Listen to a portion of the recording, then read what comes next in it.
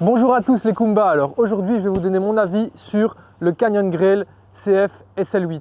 Alors tout d'abord déjà mon avis sur le gravel. Donc j'ai testé il y a pas très longtemps, donc j'ai commencé vers septembre, octobre. Voilà, je voulais changer un petit peu. J'avais fait pas mal de routes cette année et en général l'hiver voilà, je pars un peu sur du VTT. Comme je disais, je voulais tester. On voit de plus en plus les courses à la télé, les pros qui s'y mettent. De plus en plus de gens sur les réseaux qui testent le gravel et moi je voulais donc me faire mon avis, donc je me suis dit rien de mieux que de tester et on va profiter de l'hiver pour tester ça. Donc j'ai longuement regardé et j'ai hésité avec plusieurs vélos etc, mais Canyon revient souvent en première ligne avec leur prix, leur matériel, leur qualité, leurs équipements, donc c'est souvent eux qui reviennent devant, mais je me posais déjà la question entre le Grizzle et le Grail. Je vais vous présenter le modèle avec lequel je roule. Donc moi ici c'est le Canyon Grail CF SL8, donc le modèle en GRX DI2, 12 vitesses, non 11 vitesses pardon, c'est pas encore le 12 vitesses, avec des roues DT Suisse. Et donc le SL8 c'est quoi? C'est tout simplement cadre carbone, forcément guidon carbone, le guidon spécial double d'équerre, avec la transmission GRX en DI2. Ici c'est un double plateau, donc ce qui n'est pas le cas pour la version équivalente en SRAM, c'est un monoplateau pour SRAM. Donc ici j'ai testé avec le double plateau, c'est un 48-31 et derrière on a une cassette de 11-34, donc une cassette de route au final. Mais franchement ça passe partout, j'ai monté des terris avec, sur le petit plateau ça passe. Quand on est sur le plat, sur le 48 avec les vitesses à droite, franchement ça roule vachement vite. On pourrait même suivre des groupes en route je pense. Bon forcément c'est un peu plus lourd qu'un route, mais honnêtement, j'ai été vraiment impressionné sur les portions route, sur les portions un peu plus dures, du rendement que ça a. Donc pour ça, forcément, ça aide. On a les roues en carbone DT Suisse. C'est le modèle 1600 GRC. Je ne sais pas si ça veut dire si elle pèse 1600 grammes ou quoi. On ne trouve pas forcément d'infos sur ces roues-là. Donc je pensais que ça allait être un modèle un peu bas de gamme, enfin d'entrée de gamme plutôt. Mais au final, très solide parce qu'au final, on en voit quand même pas mal avec le gravel, sur la caillasse, sur les descentes, etc. Et franchement, sur l'aérodynamisme, j'ai été surpris. Donc, quand on a haute vitesse, elles emmènent bien, etc. J'ai jamais ressenti la sensation d'être freiné par les roues. Donc ça, c'est déjà un bon point. Qu'est-ce qu'il y a d'autre? Donc GRX, forcément, il y aura ici deux éléments qui sont aussi spécifique en tout cas au SL8, au modèle, à certains modèles SL, ça va être la tige de selle un peu fendue et le guidon, donc forcément le guidon double d'équerre. Mais ça je vous en parlerai juste après en roulant. Mais pourquoi j'ai pris en Shimano? Alors la grosse question c'est quelle est la différence entre le SL8 et le SL7 sur les Grail? La seule différence, ça va être le groupe.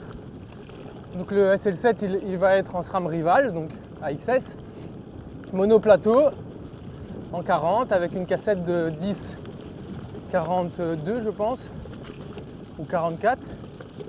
Et ici avec le CF SL8, on va être sur du Shimano GRX DI2. Donc moi qui suis pro SRAM, qui roule toujours en SRAM sur mes vélos de route, sur les VTT, etc. Pourquoi j'ai pris du Shimano? Déjà je voulais tester. On m'a aussi également conseillé le GRX parce que les poignées étaient super ergonomiques sur le modèle Gravel, donc GRX, alors que les poignées du groupe SRAM sont identiques à celles de route. Donc c'est vrai qu'en ayant testé les deux, niveau ergonomie et au niveau de SRAM, c'est un peu moins confort pour du gravel. Mais ça gêne pas. La prise est un peu plus grosse, tandis qu'ici voilà la cocotte GRX est un peu plus fine, un peu plus adaptée à la main, une meilleure prise en main je dirais. Mais voilà, en gros c'est ça qui fait la différence. Et puis aussi le double plateau. Donc en GRX on a le double plateau, donc en 48-31 comme je l'ai dit. Donc ça va faire la différence sur les parties où on atteint des vitesses entre 50 km/h et... entre 40 et 50 km/h. On a un peu plus de marge de manœuvre avec le double plateau. Mais c'est pas pour ça qu'avec le SRAM, on sera lâché au moindre coup de pédale. Donc voilà pour le groupe. Au niveau des roues, je l'ai dit, mais je trouve qu'elles sont très bien pour des entrées de gamme en carbone. Donc elles sont très solides, elles ont un bon aéro et elles sont quand même bien larges. Donc pour ma part, j'ai mis directement en tubeless pour avoir un maximum de confort et un maximum de grip. De toute façon, la jante est tubeless ready, les pneus sont tubeless ready. Seul truc à faire attention, c'est que dans la boîte, donc quand vous commandez votre Canyon, vous ne recevez pas les valves pour le tubeless. Donc ça, il faudra en acheter séparément et du liquide également. Mais voilà, la jante est prête, le pneu est prêt, donc il n'y a qu'à retirer la chambre à air, mettre une valve tubeless et on est parti.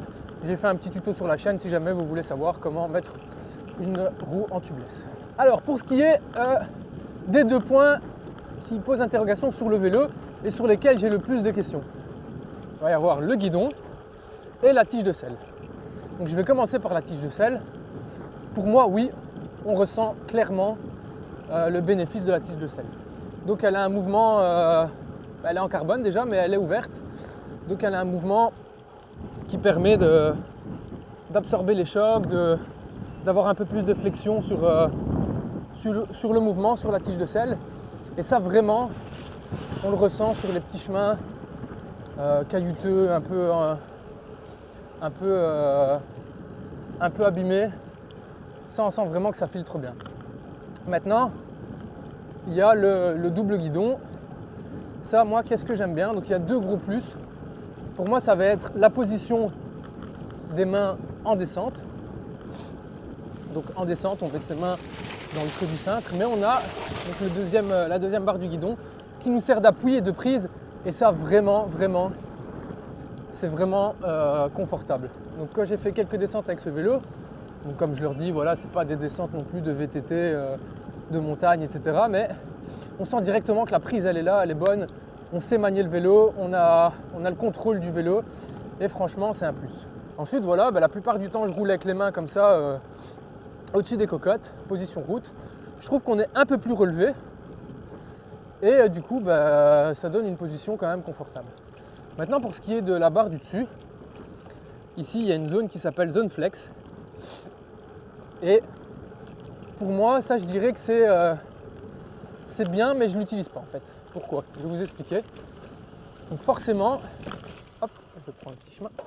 Donc forcément, il y a un plus parce que cette zone est un peu plus flexible, elle amortit un petit peu les chocs, comme on peut voir.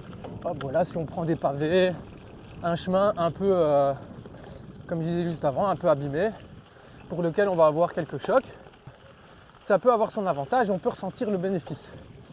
Maintenant, pourquoi je dis que je ne l'utilise pas? Parce que en fait, si je me mets 2 mains au milieu du cintre, je ne vais pas avoir de prise sur les freins. Et donc quand je vais arriver sur un chemin un peu abîmé, des pavés, pour le peu qu'il y ait un virage ou bien que je dois être un peu plus attentif, je ne sais pas freiner. Donc ça va m'handicaper. Donc moi, finalement, j'utilise jamais cette position. Même s'il est vrai qu'en testant plusieurs fois, sur des pavés ou quoi, on sent quand même que ça filtre et ça amortit pas mal. Donc pour moi, c'est oui et non. Au début, j'étais sceptique au niveau de l'esthétisme, honnêtement. Je me disais oui, non, je ne vais pas prendre ce vélo parce que justement, il y a le double guidon. Ensuite, j'ai essayé. Quand on roule, on sent vraiment pas qu'il y a un double guidon. On le voit vraiment pas au niveau esthétique. On s'y fait. Et figurez-vous que maintenant, j'adore l'esthétique de ce double guidon. Et surtout, le fait que la potence soit rentrée directement dans le cadre. Et quand on voit le vélo de profil ou de 3/4 dos, il a vraiment une tête aérodynamique. Voilà, c'était la review du Grail SL8 ainsi que mon avis après 1000 km. Donc voilà, est-ce que je dois vous conseiller le vélo? Oui. Donc ça faisait longtemps que je m'étais amusé comme ça. Et pourquoi je vous conseillerais celui-ci? Parce que son rapport qualité-prix, tout simplement.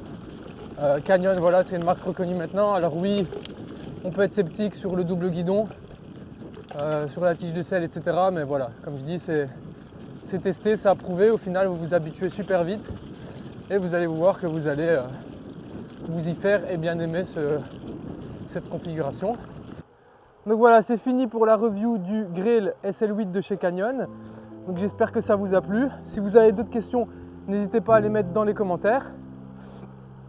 N'hésitez pas également à me suivre sur ma page Instagram pour voir un petit peu le quotidien de ce que je fais, ce que je teste, quand je roule, etc. Je poste régulièrement en story et quelques reels, donc n'hésitez pas à me suivre sur Instagram. Donc nous, on se retrouve bientôt pour une prochaine vidéo. Ciao!